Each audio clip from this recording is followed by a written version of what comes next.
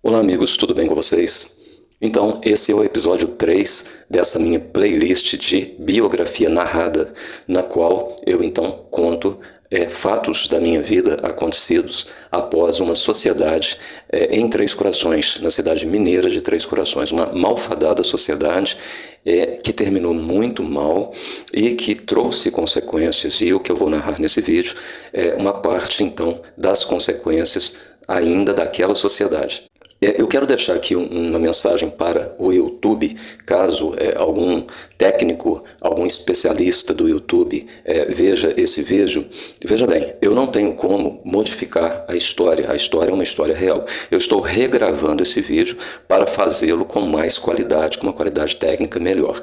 Mas modificar a história eu não posso. Eu acredito que o YouTube ele quer ser conhecido por uma plataforma não apenas que traz divertimento, né, humor, porta dos fundos, shorts, vídeos divertidos, interessantes, engraçados, mas também que traz um conteúdo real e um conteúdo que pode até acrescentar alguma coisa para a vida das pessoas, no sentido de prevenção, no sentido de que a pessoa tem que ficar atenta. O nosso mundo é um mundo perigoso, existem pessoas perigosas. Então eu não posso modificar o vídeo, modificar o conteúdo, modificar a história, porque essa história é uma história real. Eu posso contá-la de uma forma diferente ou com mais qualidade técnica, mas mantendo sempre o perfil. E eu digo isso porque aparentemente o meu canal, como eu já mostrei no outro vídeo, ele sofreu algum tipo aí de shadow ban, algum embaraço aí por parte do YouTube, que parou de enviar os vídeos ou de recomendar os vídeos do canal após aparentemente esse vídeo que eu estou regravando. Este meu caso, posteriormente, ele pode vir a ser investigado por jornalistas investigativos de todo o mundo. Ele pode vir a se tornar uma série na Netflix, ele pode vir a se tornar um filme, um longa-metragem, ele pode vir a se tornar um caso narrado em livros pelo mundo inteiro. Eu tenho certeza que o YouTube ficaria ou ficará muito satisfeito de verificar que ele foi o primeiro a trazer esse caso, o primeiro a trazer essa história, uma história real, e que ele contribuiu, então, de uma certa forma, para um benefício social, né, para o esclarecimento do caso.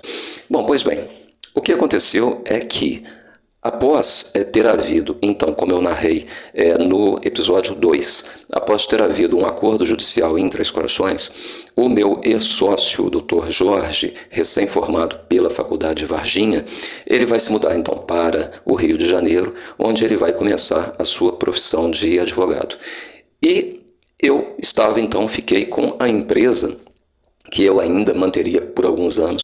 E eu residia nessa época em Três Corações a maior parte do tempo. Eu havia comprado um apartamento financiado, havia mudado com os meus pais para dar a eles uma condição de vida um pouco melhor, e eles moravam então nesse apartamento, enquanto que eu estava tocando a empresa lá na cidade de Três Corações. Só que, num determinado dia, a minha mãe me ligou, que Deus a tenha, ela hoje já não está mais nesse plano aqui conosco, assim como meu pai, mas ela então me ligou dizendo que havia sido chamada na delegacia de polícia de Juiz de Fora. E o delegado perguntou para ela se eu tinha firma, perguntou o que eu fazia em primeiro lugar. E ela disse que eu tinha uma empresa, então, em Três Corações. E ele perguntou se eu não tinha empresa em Juiz de Fora. E ela disse que não, os meus pais, o meu pai também disse que não, que em Juiz de Fora não. Aí fez mais algumas perguntas com relação a isso e liberou os meus pais. A minha mãe me ligou contando que isso aconteceu. Eu fiquei meio já preocupado, mas passado então algum tempo, a própria delegacia de polícia entrou em contato comigo por telefone e eles me perguntaram então se eu conhecia o fulano de tal. Eu disse que não, e perguntaram se eu era sócio daquela empresa tal. Eu disse que não. Quando eu disse isso, eu escutei um policial falando para o outro, dizendo assim: aí, tá vendo, eu não falei, é golpe mesmo. E aí deu por encerrado. Eu perguntei o que era, o que estava acontecendo, e eles não quiseram me adiantar nada.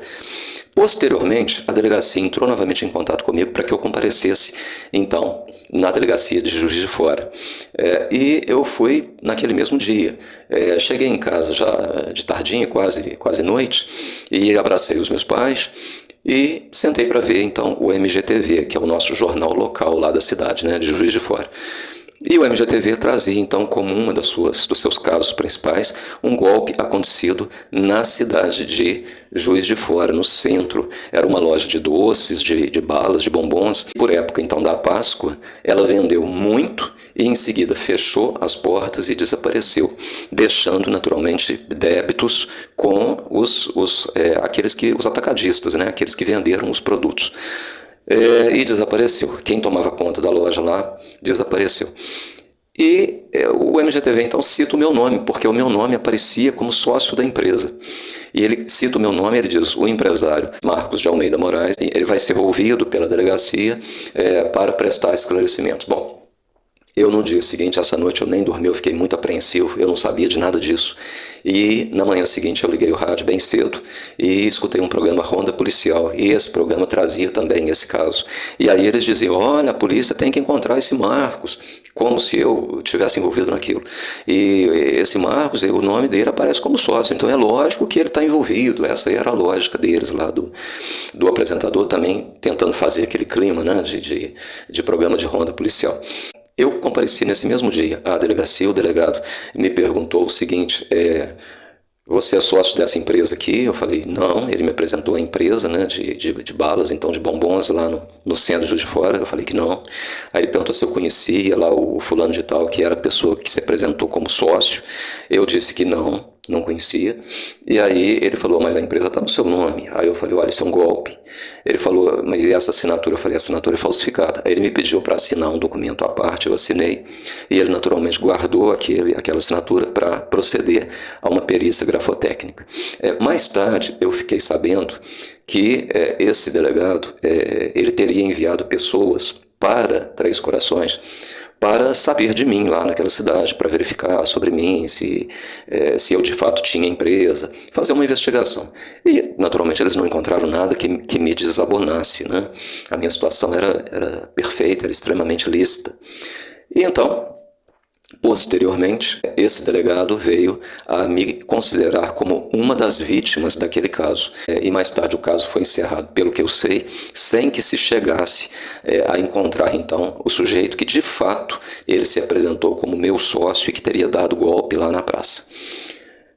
Bom, ainda naquele dia que eu compareci à delegacia, eu comprei o jornal da cidade, que era a Tribuna de Minas, e ele trazia, então, esse caso reportado, eu acho que até na primeira página, e citava, então, todos os detalhes desse golpe. Eu procurei a Tribuna de Minas e dei uma entrevista para eles, fui ouvido por eles, né? Eles me entrevistaram, e a minha réplica, a minha explicação do caso, saiu no dia seguinte. Então, eu disse para eles que aquilo tudo era alguma espécie de vingança que estava acontecendo por parte de um ex-sócio que eu tinha de uma sociedade em Três Corações.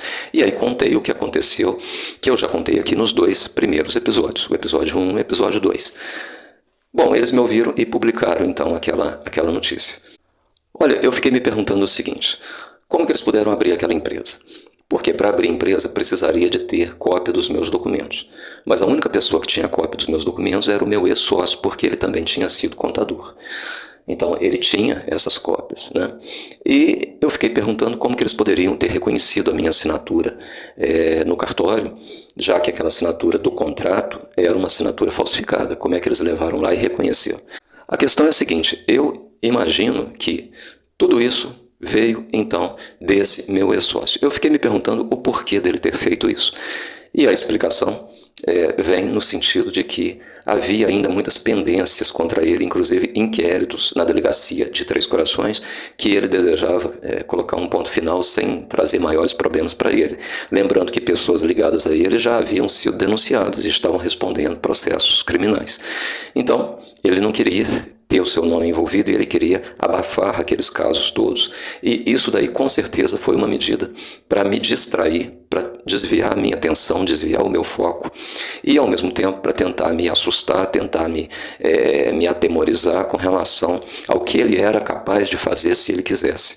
E no caso, pelo que eu sei, a maioria então das coisas contra ele realmente foram depois abafadas e não trouxe maiores problemas para ele. Bom, eu continuo então o caso no próximo vídeo, o episódio 4, Eu vou deixar os links para os episódios anteriores na descrição desse vídeo. Fiquem bem, amigos da internet.